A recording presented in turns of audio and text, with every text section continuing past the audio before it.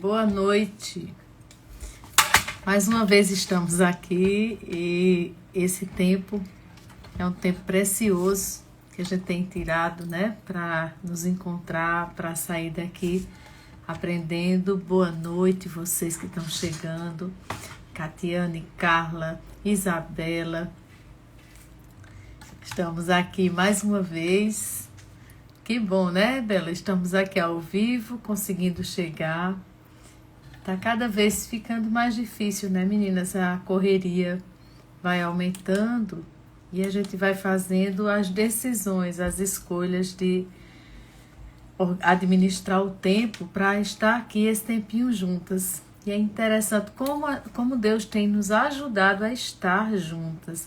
Áurea também, Noilma chegou. E nada por acaso. Deus tem sempre alguma coisa para nos dizer. Sueleide também já chegando. E hoje nós vamos começar, para a gente não perder nem um minuto, a gente vai falar sobre identidade.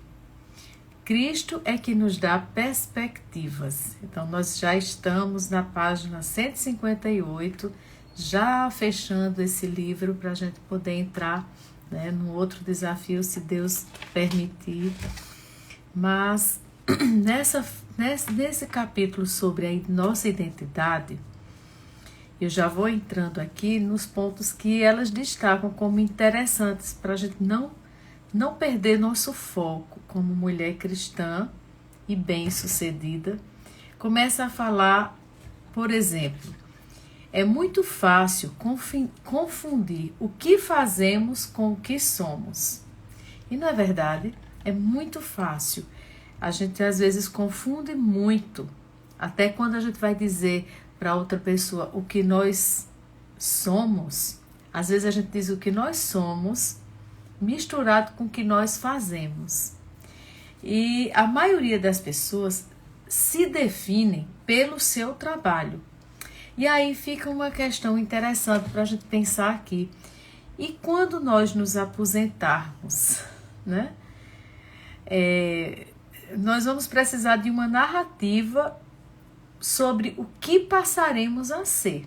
Porque se o nosso valor, né, se o que nos define é o nosso trabalho, e quando a gente, por um motivo ou por outro, não trabalhar mais? Então, essa questão da nossa identidade, ela pode gerar até uma certa crise. Para algumas pessoas, um conflito interno e até angústias. Exatamente porque o que elas fazem se confundem com o que elas são. E a gente vai ver qual é a diferença de uma coisa para outra. Então, nosso ideal de identidade, na verdade, é sermos competentes no reino de Deus. É sermos produtivas no reino de Deus. É que qualquer mudança no que fazemos, né, não deve gerar uma crise na nossa identidade. Porque assim, a principal identidade nossa deveria ser competente no reino de Deus. As demais competências, a gente já vem falando sobre elas vão nos ajudar a quê? A nós expressarmos no mundo o nosso caráter cristão, a gente amar o próximo.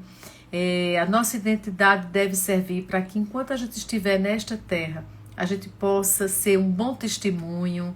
Aquilo que a gente faz dentro do nosso lar ou fora do nosso lar tem que ser aquela máscara de Deus, é a forma de Deus alcançar pessoas, mas é importante a gente lembrar de outro ponto. Não julgarmos as escolhas das pessoas, ou seja, o tempo e as experiências das pessoas, elas podem modificar a nossa identidade, ou seja, as escolhas das pessoas, como elas usam o tempo, como elas usam as experiências delas, podem modificar a nossa identidade. Jesus oferece perspectivas importantes que vão dando sentido. Por exemplo, quando ele fala de Marta e de Maria, né? Então, o que a gente vê? Maria menos atarefada, ou seja, As escolhas das pessoas, como elas gastam o tempo delas, que experiências elas vão tendo, modificam a sua identidade. Então, Maria, ela era aquela que gastava mais tempo e mais experiência. A identidade de Maria, comparada à de Marta, era a identidade daquela menos atarefada, menos reclamona. Era aquela que estava tendo maior experiência com Cristo. E qual deve ser a nossa? A exemplo de Maria, irmã de Lázaro, a nossa deve ser mais contemplativas, tranquilas, dedicadas. E aí, quanto mais a gente consegue ser uma mulher contemplativa, tranquila e dedicada, a nossa identidade, nosso tempo gasto, nossas experiências vão ser mais voltadas para o reino. Queridas, e assim, quando eu estou falando isso aqui, não é fácil para mim, não sei se para vocês, mas não é fácil com o tempo que a gente tem que administrar, com tantos afazeres dentro de casa, fora de casa. Eu não acho fácil ser essa mulher tão contemplativa, tão dedicada ao reino. Eu acho desafiador ser tão tranquila. E Deus, ele nos desafia. Não é que tem que ser fácil, mas é importante. E a gente não confundir o que fazemos com aquilo que somos. E essa angústia que a gente sente muitas vezes é porque, assim, qualquer mudança que vai acontecer na nossa vida, ela pode gerar essa crise de identidade. Eu posso, de repente, me transformar, ser uma Maria, irmã de Lázaro, e me transformar em Marta, irmã de Lázaro. Deixar que qualquer mudança naquilo que eu faça me tire essa perspectiva. Como, por exemplo, quando nós tínhamos mais tempo livre, ainda não havia flexibilizado tanto, né? Nós poderíamos estar mais parecidas com Marta. Aliás, com Maria. E agora nós podemos estar muito parecidas com Marta. Por quê? Porque voltamos à correria. Eu, pelo menos, já tive que voltar ao trabalho presencial. Já chego em casa assim com essa cara de quem acabou de tomar banho, correndo para entrar aqui. É diferente de quando a gente tem esse tempo livre, né? Então nós temos que gerenciar o tempo. E quais as nossas prioridades? Se a gente for lá para Lucas 10, 29, do 27 em diante, quando Jesus está falando da parábola do samaritano. E em Lucas 10, 29, perguntam, né? E quem é o meu próximo? E aí Jesus vai falando, né?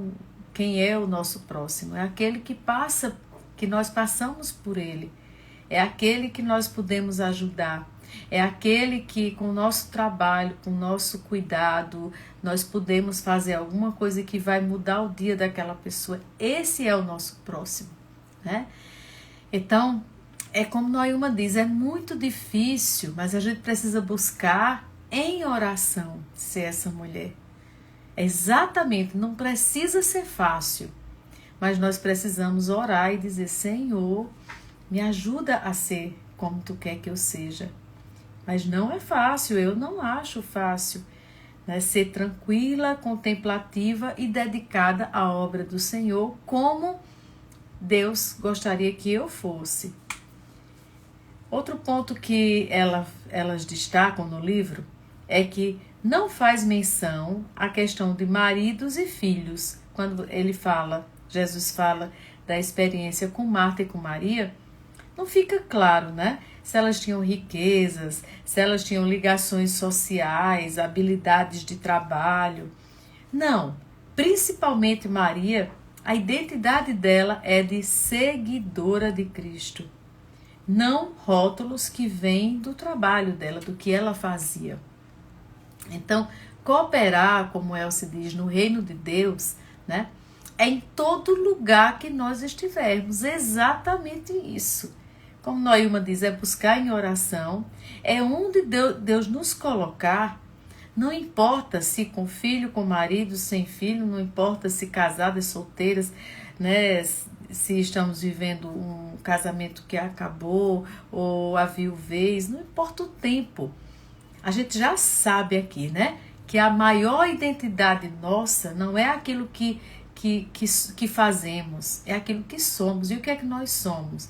Meninas dos olhos de Deus. Isso vai conosco assim para toda a eternidade. É essa identidade que Deus quer encontrar em nós. Podemos até casar, até ter filhos por um certo tempo, mas essas coisas podem ser tiradas de nós. Ou essas coisas podem nunca nos ser dadas. São presentes apenas para esta vida. Jesus prometeu que aos seus pés teremos feito a melhor escolha eterna e não nos será tirada, como ele prometeu, né? Marta, Marta, por que te afadigas? Marta, Marta, né? Por que tu reclamas? Por que tu não para? Maria, porém, escolheu a melhor parte. Porque, queridas, tudo que nós temos pode ser um casamento maravilhoso, Deus pode dar, mas como Nessi, que entrou aqui, né? Chegou um momento que Deus levou o marido dela e Nessi é viúva hoje, né? E está aqui agora buscando a melhor parte, como Maria. Então, tudo que a gente tem, se a gente tem filho, né? Deus também pode tomar por um motivo ou por outro. Tudo que nós temos nessa terra, uma hora vai nos ser tirado. E a nossa identidade é estar em Cristo eternamente. Uma coisa interessante aqui, que elas falam no texto, está lá em Romanos 1:1, vocês podem ver, falando aqui sobre quando digo que sou, ela diz, quando eu digo que sou produtora e escritora, elogiam e se impressionam porque eu trabalho muito. Quando eu digo que sou cristã, só algumas pessoas se animam, não é verdade? O que é a nossa principal identidade é como se assim, não dá muita audiência, não dá muito ibope, alguns acham ser cristão, né? É como se fosse simplesmente uma escolha religiosa, quando a gente sabe que não é.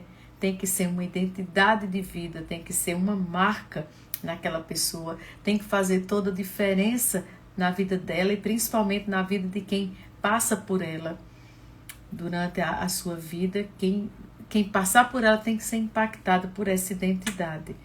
Mas aí em Romanos 1:1, Paulo diz: Paulo, servo de Cristo, chamado para ser apóstolo, separado para o evangelho, o qual foi por Deus outrora prometido por intermédio dos seus profetas nas sagradas escrituras. Paulo conhecia sua identidade. Paulo, servo de Jesus Cristo, chamado para ser apóstolo, separado para o evangelho de Deus. Ou seja, ser cristão não é qualquer coisa não, queridas. Não é qualquer coisinha não. É fundamental. É o básico da nossa vida. É o principal. Vamos dizer assim, elemento nosso é ser cristão. É o que nós temos de mais precioso. Em Tiago 1 e 2, aí aqui diz, Tiago, olha aqui, interessante a epístola de Tiago, como é que ele também define a sua identidade. Tiago, servo de Deus e do Senhor Jesus Cristo, as 12 tribos que se encontram na dispersação, saudações. Meus irmãos, tende por motivo de toda alegria o passardes por várias provações.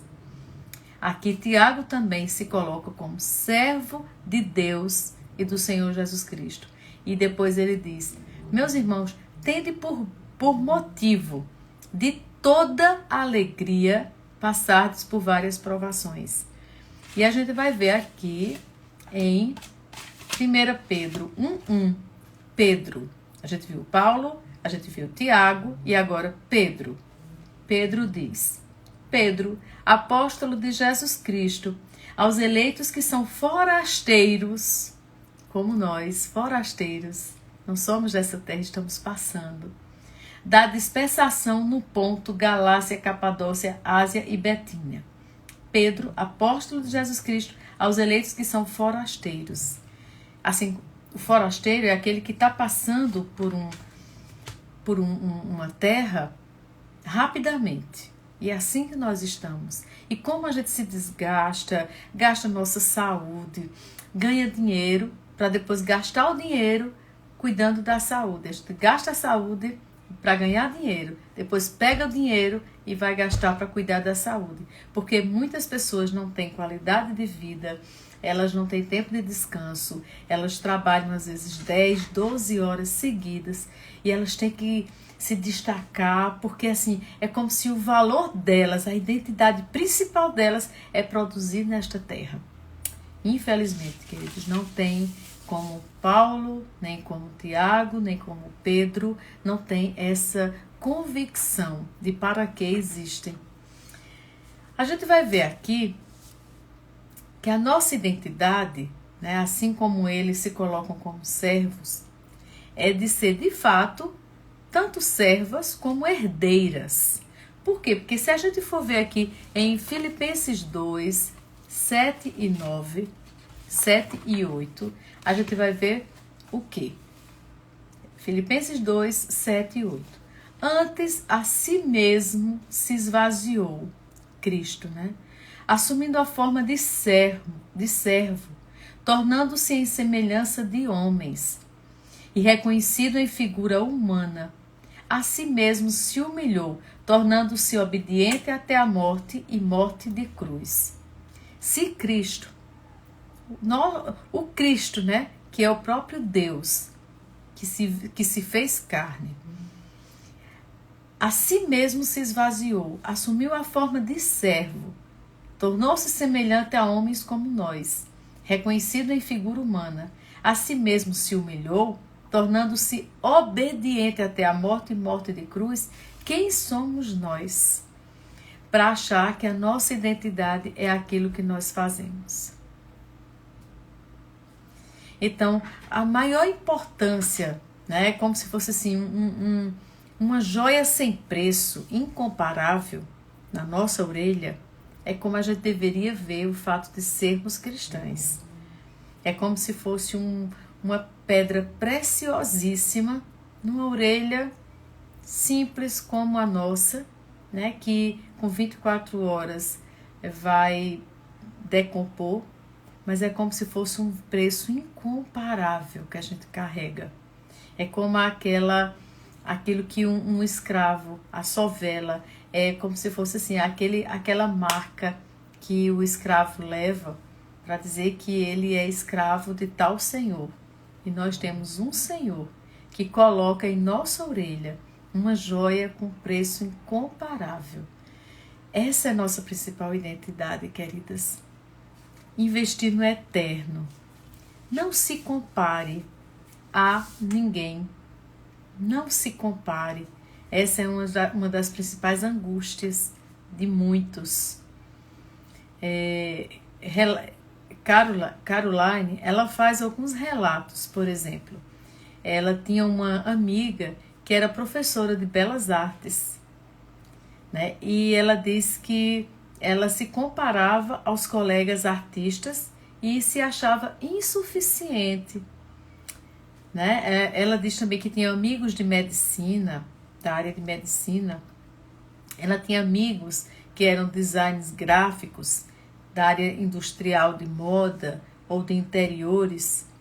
E é interessante porque ela disse que a maioria desses amigos, quando ela percebia, eles sempre se comparavam a alguém que estava acima deles. Porém, ela chama a atenção que estas identidades tendem a tomarem importâncias perigosas. Existem algumas carreiras, especialmente quem trabalha fora, que se não tiver muito cuidado, a vaidade, o desejo de ascensão, de atingir desempenho, resultados, metas, começa a trazer grandes conflitos internos. A pessoa começa a se comparar, sempre vai achar alguém que está melhor profissionalmente, começa a ter que fazer mais, e é como se tomasse uma importância perigosa. A gente tem que estar alerta a isso. Quando o nosso trabalho for a nossa identidade, qualquer mudança pode abalar esse senso. A comparação pode nos forçar a maximizar nossa própria identidade. E aí a gente vai entrar lá, né, no que Salomão fala em Eclesiastes 4:4, e a gente vai ver aqui como Salomão sabiamente percebeu o grande risco, né, que é a gente viver correndo atrás de ter que dar conta, de produzir cada vez mais, para maximizar cada vez mais, para se destacar. E ele diz aqui: então vi que todo o trabalho e toda destreza em obras provém da inveja do homem contra o seu próximo. Também isto é vaidade e correr atrás do vento. Gente, vocês percebem aqui como isso é contemporâneo? Vocês observam? Pode ser em qualquer área. A gente às vezes vai dizer assim: Josi, inveja, eu não, eu nunca sinto inveja. Qualquer um de nós pode ser tentado por isso aqui. Então vi que todo o trabalho e toda destreza em obras provém da inveja do homem contra o seu próximo. Também isto é vaidade e correr atrás do vento. É exatamente como Elcio diz, é o grande conflito que não é novo, vem de muito tempo lá atrás, entre o ser e o ter, entre o ser e o estar. Né? Então, nós precisamos ter muito cuidado. Ela ainda faz outro alerta aqui, que nós ansiamos pela perfeição, né? Não só por maximizar nossa identidade para se destacar, e isso é vaidade, isso pode nos levar à inveja do próximo, mas nós ansiamos a perfeição. Consequentemente, o que pode nos acontecer é que a gente pode acabar entrando num quadro mesmo de ansiedade, né? De viver em função dessa perfeição. Se a gente for observar em 1 Timóteo 6 e 7, diz assim: de fato, grande fonte de lucro é a piedade com o contentamento, porque nada temos trazido para o mundo, nem coisa alguma podemos levar dele. De fato, grande fonte de lucro é a piedade com contentamento, porque nada temos trazido para o mundo, nem coisa alguma podemos levar dele. Então, cuidado, nós temos que estar em alerta, porque a inveja, como a gente leu agora, né, nesse último texto de Eclesiastes 4:4, invejar o próximo para se destacar mais do que o próximo, ele acaba dizendo, é vaidade, é correr atrás do vento. E depois essa busca por perfeição faz com que a gente viva correndo atrás, exatamente de cada vez levar mais vantagens. Só que levar para onde? Para onde nós vamos levar? Se aqui nesse texto diz que nada nós temos trazido, nem coisa alguma vamos levar desse mundo. E a melhor fonte de lucro é o amor, a piedade com contentamento. É o que tira a nossa ansiedade, é o que faz a gente de fato dormir bem, acordar feliz, encontrar um sentido para a vida. É quando de fato a gente tem contentamento com a nossa vida, não se compara, não vive correndo atrás, né, de tirar vantagem para maximizar a nossa identidade, porque é interessante, se a gente for, eu não vou ler, vocês vão anotar no caderninho de vocês, mas meditem Mateus 25, do 14 ao 30, é a parábola dos talentos, né? Um talento ali, quando você for ler, ele era o valor de mais ou menos 20 anos de salário de um empregado. É muita coisa, né? 20 anos alguém trabalhando, ou seja, um talento era o valor de mais ou menos equivalente a isso. E aí a gente vai ver que investir na fidelidade traz lucro em longo prazo para a nossa vida. Investir na fidelidade a Deus, aos princípios de Deus, à vontade de Deus, vai nos trazer lucro a longo prazo. Não é que vai nos trazer lucro hoje, como muita coisa que a gente faz hoje, vamos investir para a gente ter um bom retorno. Não, queridas.